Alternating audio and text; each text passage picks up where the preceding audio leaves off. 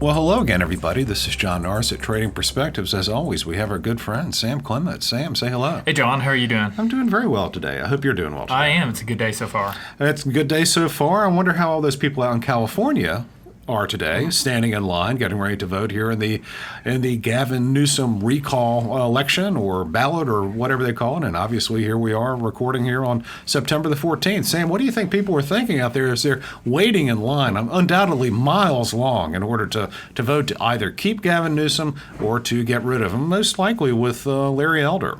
Yeah, I mean, that seems to be the likely next candidate if the recall's to go into place. But I think what you see in these kind of elections is people on, kind of with a fire under them on both sides being the ones that come out to vote, and not a whole lot of the people that are kind of apathetic towards stuff like this. So I think it's going to be interesting.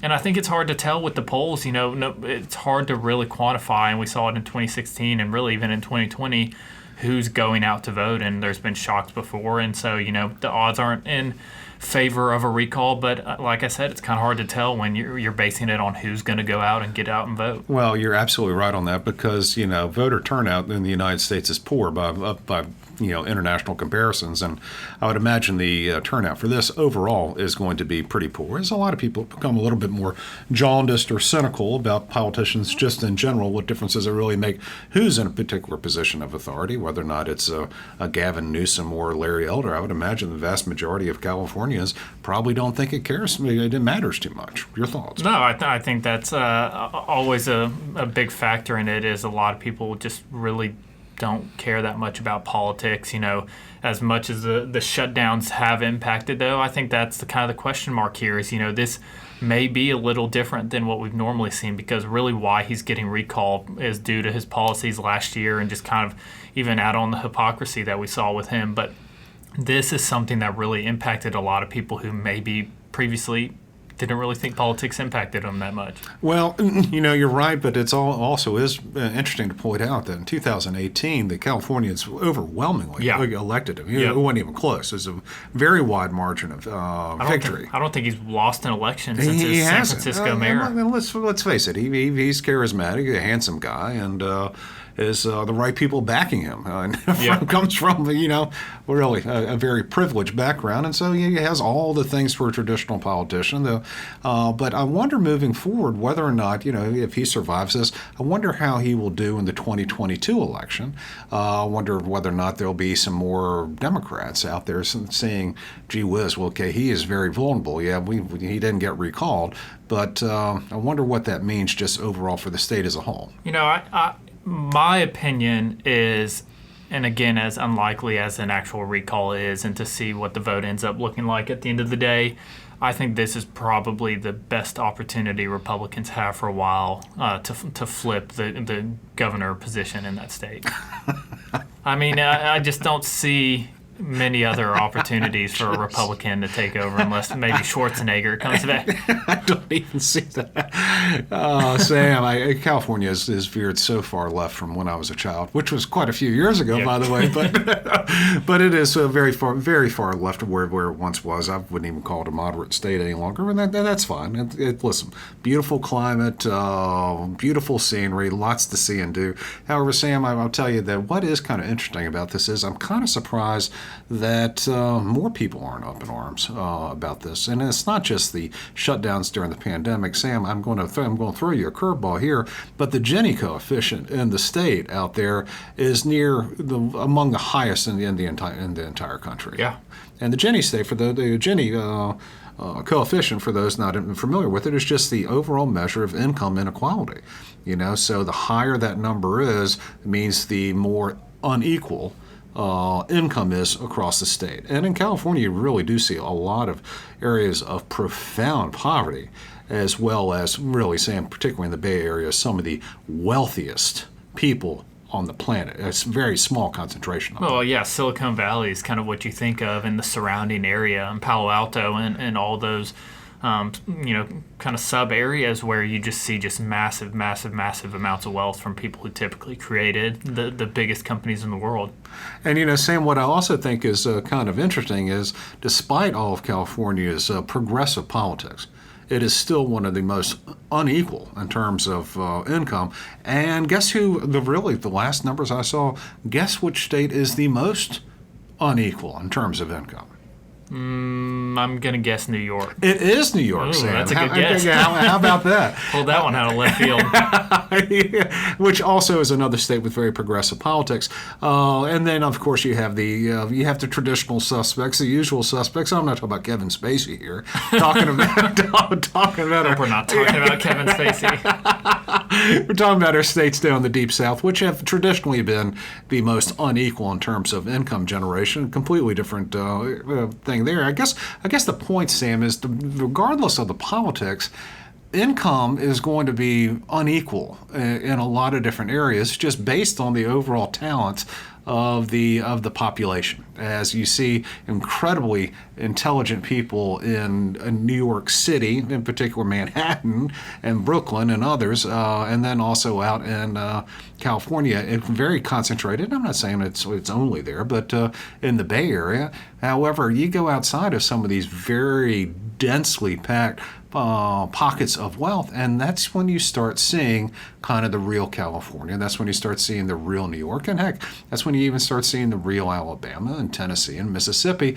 And Sam, I think we can have as many recall votes as we want. I'm not sure that's going to change. And what's more than that, even if we do recall governors or whatnot, we still have the bureaucracies that are set up, which move and turn about as rapidly as a battleship in the middle of the Pacific. Yeah. Sam, your thoughts on that? Well, how much of this do you think, and I have my own opinion, how much of this recall do you think is partially due to just the overall hypocrisy that we saw from Gavin Newsom? And because, there was examples for the last 18 plus months of people, shutting things down and then themselves going out. And I think there's no better example of that than Gavin Newsom. And I think that is what really, some of the peak times in the polls that we've seen have been times where Gavin Newsom was called out for some of this hypocrisy. And as we veer a little further off from those events, he starts to regain a little popularity. Yes, some people maybe forget about those, but that seems to be what's driving, to me, a lot of the sentiment around getting Gavin Newsom out of there. I would say, really, Sam, but for the French Laundry imbroglio, I guess you would say that, and but for the fact that he sends his kids to private schools, and which weren't subject to his mandate on keeping schools closed, but for those two primary things, I would hasten to guess that there probably wouldn't be a recall measure. No, yeah. I mean, granted, California had some pretty stringent economic lockdowns, but really no more so severe than, in my estimation, than say New York or even Michigan with our friend Whitmer up there. Well, Cuomo didn't turn out too well up in New York. Well, that was a different thing, a little different ball of wax. The people up there seemed to be primarily behind him in terms of shutting down the economy. They were all behind him. They were pushing for him to run for president, and he was the next savior of the Democratic Party. So, well, the thing about it is, I'm not exactly sure how everything works out. Recall election, Larry Elder, let's say he pulls off an upset here, largely because people just don't care enough to get out to the polls. I don't think we're going to see enough Californians care that enough about Larry Elder to help him win. It'd be more of just, I really hate that Newsom guy, and just how many people love Newsom enough to leave work to go vote. And that's kind of what's interesting to me about how the recall is set up in the state of California. Is it's a two-part question. So the first one being, should Governor Newsom be recalled, yes or no? No. And then the second one is, if so, who should replace him? And you can vote no on the first one and then still vote for somebody on the second one. However, the Democrats didn't elect to put up a backup candidate. And so if we are to see 50.1% vote for a recall, you could have a small number of people vote for, say, Larry Elder, who's looking to be most likely voted for, him become the new governor of a state without anywhere close to a majority of the votes. Well, the thing about these interim sort of recalls or even these special elections, they generally don't reflect the true nature of the politics in a particular state. A few years ago here down in Alabama, we had a senatorial race, and We had it between a guy named Doug Jones, which many people remember, and then a guy named Roy Moore. And this was going to be for, what is it, a year and a half in the Senate, something like that. And, I'm not going to go into all of it, but I would dare say, and I think history will prove me correct on this, Mr. Jones won because people were voting against Roy Moore. Well, yeah, I think you just look at the backdrop of the election and Roy Moore's own backdrop, and it's and so what the thing about it is, by the time it came up for the next general election and Mr. Jones had to stand on his own 2 feet, he was roundly defeated. Just trounced by who? Former Auburn football coach Tommy Tuberville. You mean the riverboat gambler, I think? So I would imagine even if Larry Elder were to sweep in, that doesn't necessarily, in my estimation, reflect how Californians really feel, and he would be roundly defeated the next time he actually had to stand on his own. Yeah, I think that's hitting the nail on the head. That goes back to my point of this being the best opportunity for Republicans to gain any sort of movement in that governor position, and it was kind of the same for Democrats for the Senate position here in Alabama. It was great for them 2 years to run against one of the worst candidates we've seen in the state in a while, clearly, and to seize on that opportunity. All right, now Sam, here's where we're going to get really political. Then after that, we'll talk about the many wonders of predestination. I'm in. Okay, you cool? Yep. All right. Now, Sam, what really does happen in terms of politics? What really does happen if Gavin Newsom is recalled? Is there really going to be any change to the quality of life or anything that's going on in California? No, especially no. That's the simple answer. Elder, one, isn't going to be in there long enough. It's not a complete support from his constituents, like we said, with the way the recall's set up. And two, he doesn't have enough power to really change things. I would say so, because in Sacramento's legislature is a reflection of the state as a whole, and it's very dominated by blue. Yeah. And the bureaucracy is very dominated by blue. So yep. even if Elder is in there, nothing's going to happen. Nothing's going to change. Just like after Cuomo resigned, I guess, up in New York, the lieutenant governor came in, and guess what? She's Democrat too, yeah. And so it's just status quo. And you have the bureaucracies up there. You have the legislatures. Nothing terribly much is going to change with this. So, Sam, why go through the effort and spending all of the money in order to have this recall vote? I think it goes back to the hypocrisy. I think that is something that really has stuck out to people. It is past the point of just poor policy. It's past the point of a bad mistake. It is complete hypocrisy. It's lying on the part of some of these politicians. And it's something that I think really does get people out to vote. And I think that's something we saw in 2016.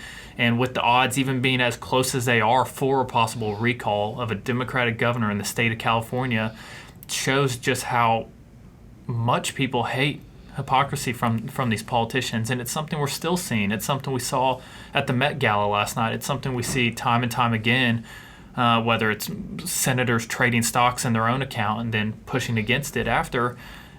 People don't like hypocrisy, especially from the people telling them what to do. And I think that's the gist of it. Well, and the thing about it is it's not just Democrats, it's not just Gavin Newsom. We're seeing a lot of it really across the boards and across political lines. The Newsom thing is just clearly making the headlines because California is the biggest, and as much as I love living in Alabama, it is arguably the most important state in the United States. I'd say the second. Behind Texas, but of course, but just due to the overall size of its economy. How goes California's economy will have a major impact on the United States as a whole. So sure. that's why I think there's so much attention to it. Let's face it.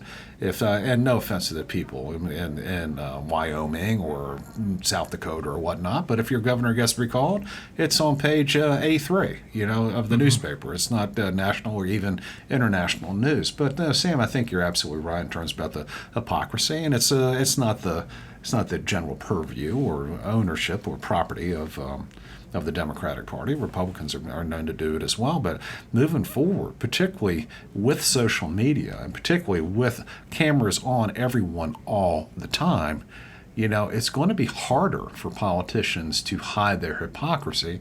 And that takes me to the next question. Do people really care? And that's an important question, because if my guy or girl or lady or what have you is a hypocrite, I don't care as much as I do when your guy or girl or lady or whatever is a hypocrite. That's all right. That just broadens my point that we're all kind of hypocrites.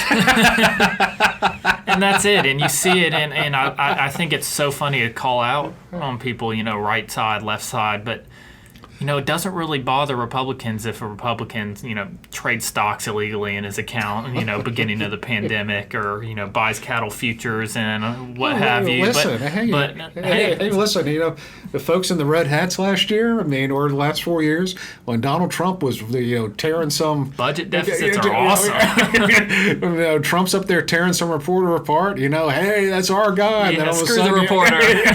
When Biden does it, that poor woman from CNN, she's like, hey, what are you doing? You can't do that's unpresidential. So, all of this is just an exercise. And kind of my point to all this is, lots of headlines, been very important news item, all that stuff.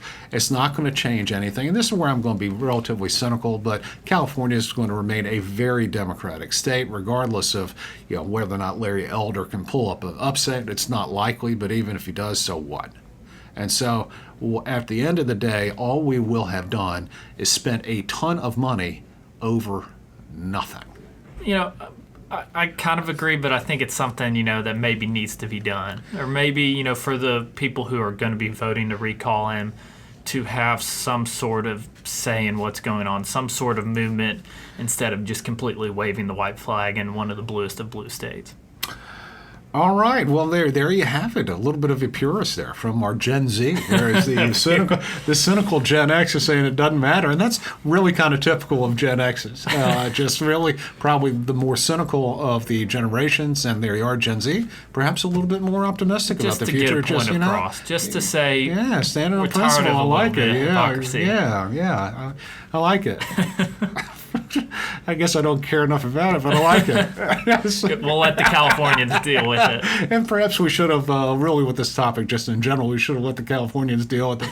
In any event, guys, thank you all so much for listening. We always love to hear from you. Also, if you have any questions or comments, by all means, please let us know. You can drop us a line at tradingperspectives@oakworth.com, or you can leave us a review on the podcast outlet of your choice.